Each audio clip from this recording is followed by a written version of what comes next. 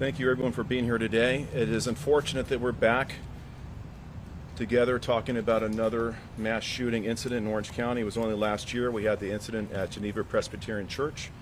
Today we're back again talking about another incident within our jurisdiction. I want to thank you for taking time to cover this story. It's an important one. I will share with you details as we know it as of today. I will also stress to you that this continues to be an ongoing investigation, meaning that we are still processing the crime scene and probably will still be doing that into tomorrow. And it's just a sad day for us. Trujillo Canyon is a very quiet community. It is a very close community, and Cook's Corner for decades has been a part of that community. And I will start by just maybe clarifying the media, not being critical, but the media has referred to Cook's Corner as a biker bar. And it might have been what it was 30, 40 years ago, but it's transitioned into something much beyond what it is. It's a gathering place. It's a place for families to go to share a meal, and it's a tight-knit community within the Trujillo Canyon. And I just want to stress that what happened there yesterday is not a definition of or not consistent with what Cook's Corner in that community is known for. It's a tragedy. We mourn for those who lost their lives, their families. Our condolences to you. To those who were injured, we will be with you to help you recover. And as we progress through this, we will highlight some of the lessons learned, and most importantly, highlight the great response that we had, not only from the Orange County Sheriff's Department, but that also from the Orange County Fire Authority as we navigated this very dynamic incident that was unfolding before us.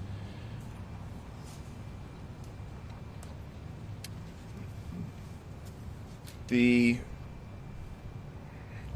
don't know how to start any other way than just saying last night was spaghetti night at Cook's Corner.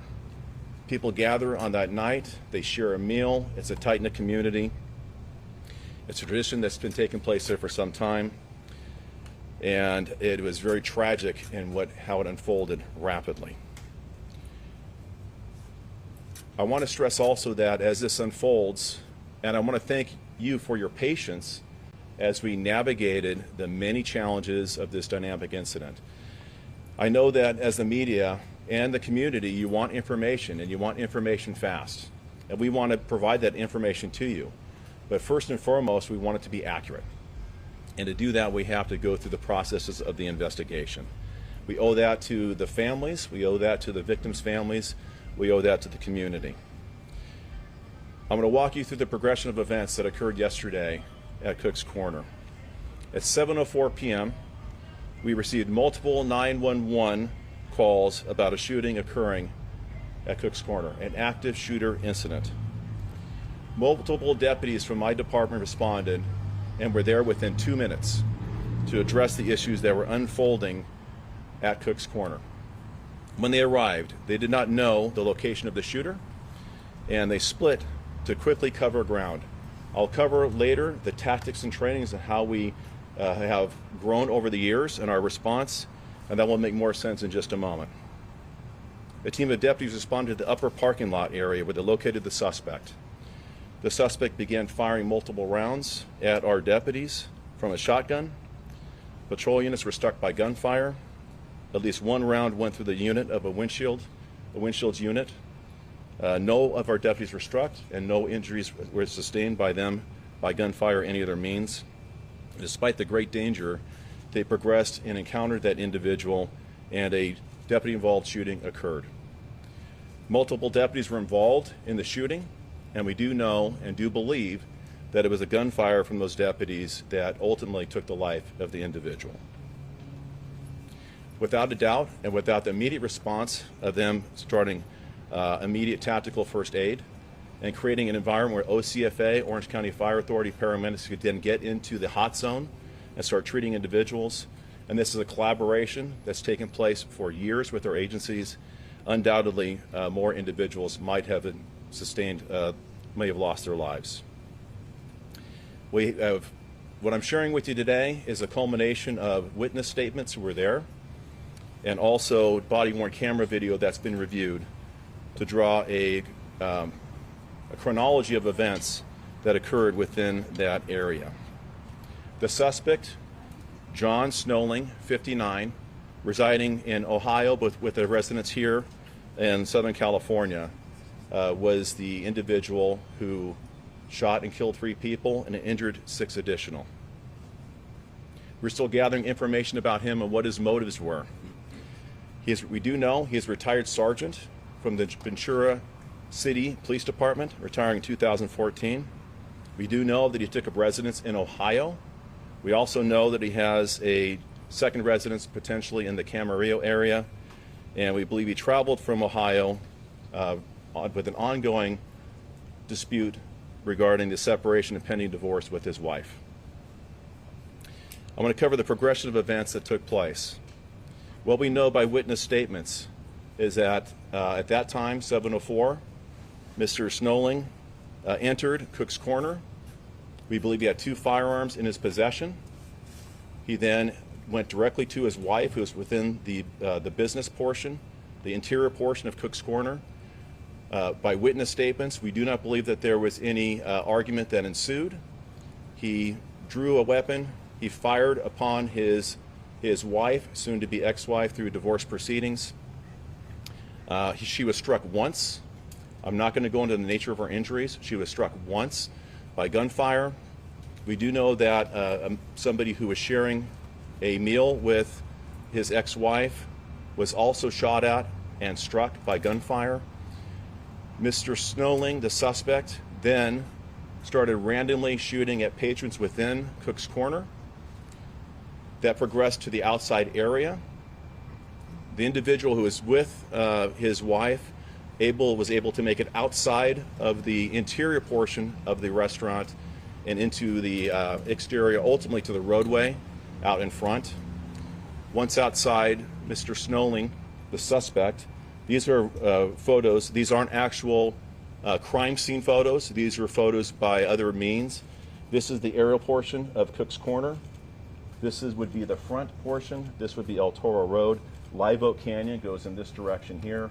We do know that the interior is where the initial contact took place. We know that there was an exit, and one of the victims was located here, who succumbed to his injuries. We know that in the area and the gunfight that ensued outside, as the suspect continued to shoot upon patrons in the outside and interior area, that other individuals were shot in this portion of while he was shooting randomly at individuals. The suspect then retreated to the back area, which is this we call the upper parking lot. This is a view of the upper parking lot here in this location. The suspect had his truck parked in this area. He went back, returned to his truck, gained access to a 3rd handgun and a 12-gauge shotgun back in this area. At that time, an individual went up to encounter the suspect. He was shot. He ultimately was drawn back into this area for first aid after the scene became static, and he deceased as a result of his injuries. The patron who was with his wife was able to make it out to this area, and unfortunately, she succumbed to her injuries. The individual who was shot in this area was one of the gentlemen who succumbed to his injuries. We do know, and this is a correction, and this happens in the fog of war as you go through these very dynamic incidents, that there were 6 other patrons there that night who were also struck by gunfire. I can tell you all of the individuals who were shot, the 3 who deceased, not counting the suspect, the 6 individuals who sustained gunfire are all adults. No children were injured during the course of this encounter. Our deputies responding to this area, this would be a view of what they saw up in this upper area. This is the upper area here. This is where the suspect was located. The gunfire ensued and where he was shot by our deputies and ultimately succumbed to his injuries. I can tell you this, and this is not I'm proud. I'm proud of the response by our department, not just last year, but this year. And there's a reason why we train the way we do to encounter these type of incidents. And this has been going on for decades. And our training, the tactics, the tools we give people, the trust in them to do their job. And I can tell you in this circumstance, as in every day when something like this happened, I am beyond impressed by our response from our deputy sheriffs. When I talk about these response, and I just want to give you a little bit of what we do, for post-Columbine, our department was key in the creation of Incident Action Rapid Deployment, active shooter training. MACTAC, which is Multi-Assault Counterterrorism Actions Capability, how you leapfrog and use military tactics to approach a facility is what they did here. Approaching this individual in an outside environment using military tactics to outflank him and encounter him. Our deputies have long rifle platforms, AR-15s, body gear they put on, Kevlar helmets. We give them breaching tools to break into doors and cut off locks, which came in key last year in the Presbyterian Church incident. Our sergeants have drones that can take an aerial platform for intelligence gathering information during critical incidents. They have individual first aid kits and do tactical medicine. All of these very intentional things we've done for decades to prepare us, unfortunately, for incidents like this have enabled us to intervene, use tactics, encounter individuals, bring issues that are dynamic to a static environment, and ultimately save lives of others who have been present during these unfortunate incidents. I also want to thank once again the Orange County Fire Authority. If not for our partnership and continued training and collaboration with them, which is unique to us and like none other in the state of California, we are able, through our continued practice and tabletop exercise and drills, to have them included in the way we respond to this incident. So when something like this happens, it's not one agency and then another agency, it's one community of first responders that allows us to go into these environments and address these threats. Sadly, the 3 victims that were deceased at the scene, I will tell you 2 of the individuals who deceased have not yet been identified through our process at the coroner's office. Next of kin notifications have not been officially made, so I'm not going to share information about them other than their gender. The one male subject who was the individual who deceased in this area is John Leahy, 67, of Irvine. An additional adult female and an additional adult male, both deceased.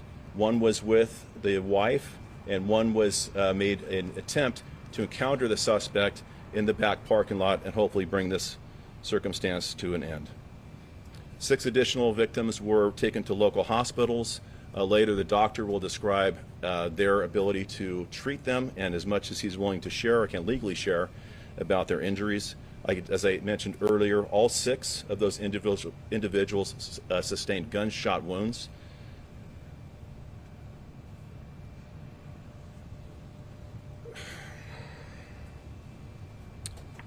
I'm going to talk about how many people showed up. It's actually beyond impressive. I mentioned within 2 minutes of the 911 call, we had people, our deputies were on scene encountering this individual, which means that within 2 minutes, this individual created that much havoc upon individuals and created that much damage to those who were patrons within the establishment. We had over 80 patrol units respond to this incident with over 100 deputy sheriffs who were on scene in different capacities, providing crime scene management, dealing with the individuals who are there, treating to their care. We had our 4 divisions of the Sheriff's Department investigations units were there. Homicide took the lead on the investigation, but our entire criminal investigations division responded.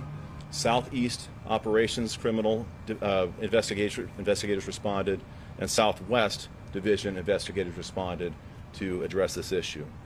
I'm also the county coroner, so our deputy coroners responded to address those who perished as a result of this attack. And we had our crime scene investigators who are still on scene processing the tremendous amount of evidence that still remains at the location. They conducted 40 interviews of individuals who were there as witnesses, but we do not believe we got to talk to all of them. Some people may have returned home after the incident. If you were present at Cook's Corner last night during this incident, we ask that you call our department commander, our dispatch at 714-647-7000 so we can connect you with an investigator and get your statement of what you may have seen at the location. Patrons of Cook's Corner who were there last night had to rapidly leave the location, and we have a lot of their personal effects back on scene inside the crime scene. First, we thank you for your patience. I want to thank those who stayed overnight to give statements. I can only imagine how daunting that might have been and how impactful. We did have members of the community who do services for those who are impacted to make sure that they are getting the psychological and mental health support that they need so that we are not just leaving them alone. That's done through the Trauma Intervention Program of Orange County, who sent numerous personnel there to address those issues. I also want to thank the numerous law enforcement entities, not just within Southern California, Orange County, but beyond. Our partners with ATF, the FBI, the municipal agencies within Orange County, Sheriff Robert Luna and Chief Mike Moore from LASO and LAPD, and my 57 partner sheriffs throughout the state, where every one of them offered resources and help during this trying time. This is not, it's not easy on our personnel. This is the second deputy-involved shooting we had in 4 days. This is the second critical incident at this magnitude that we have processed and responded to over the last 2 years. And beyond the process that we have in place, I want to assure the public that not only do we evaluate our response, the tactics we use, the training, looking for opportunities to improve, but we also have internal mechanisms to evaluate through administrative reviews, internal affairs investigations. The district attorney will talk about his role in doing the officer-involved shooting investigation. The Office of Independent Review also responded out to this incident and was there last night. So we have a lot of ability to review this. Within about 45 days, we will release a critical incident video of the encounter that took place last night that will have, as appropriate, video and other information that we share with the public about how we responded and what we will do going forward. I also want to thank just my department and our community that we serve. It's not uncommon when something like this happens to have an outpouring of support from the community, and that happened last year. It happened again last night. I don't want to respond to any of these, and I hate being up here talking about critical incidents like this. We have to put a stop to these mass shootings. We have to train on a national platform of what we know will be responsive to mitigate them rapidly. And I believe we have, within the Orange County Sheriff's Department, and partnering agencies that do it like we do, when you can respond to a church and be within the worship center within 4 minutes, and you can respond to an active shooter unfolding extremely dynamic incident with tens, dozens of people on premise trying to get there, navigate the risk, and identify the shooter, and do that with a matter of minutes. I think that shows that we are a model agency in how to respond to these. My hope is that we would never have to be that model agency, but the practices and policy we put in place have definitely helped save lives, and we have to address these critical incidents.